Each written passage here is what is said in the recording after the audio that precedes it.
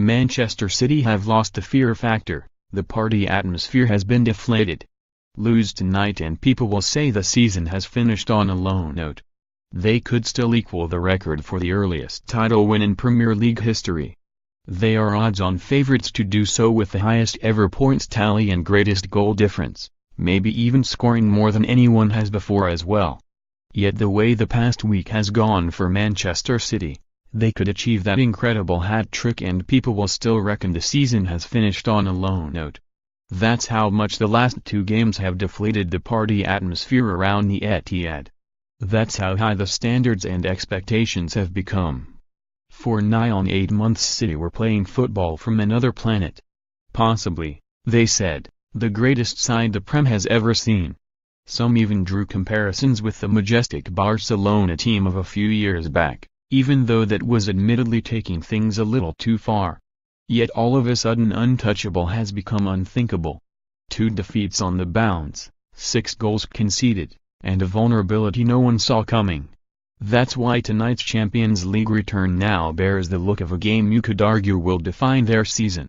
Fail, and even when they do eventually lift that Premier League trophy, the champagne won't be quite as effervescent. There is no sport as fickle as football, and you saw that on Saturday, with pictures of some City fans crying after United's fantastic derby comeback. Talk about needing a reality check. These are the same lot who, not so long back, were throwing parties at a penalty shootout win over Gillingham to get out of the second division. Now they're sobbing their hearts out because they haven't won the Premier League as early as they dreamed.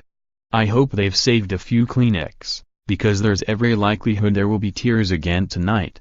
Trailing 3-0 from the first leg, Liverpool are red-hot favourites to finish the job and take their place in Friday's semi-final draw. Overturn that advantage, and City really will deserve every accolade that will come flooding in. Of course they can do it.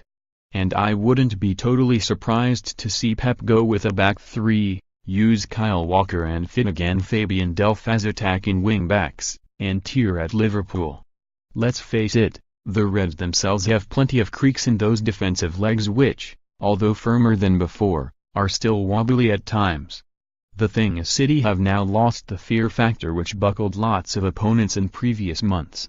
Yes, they have the firepower to damage anyone, but you couldn't back them with anything more than blind faith to keep a clean sheet.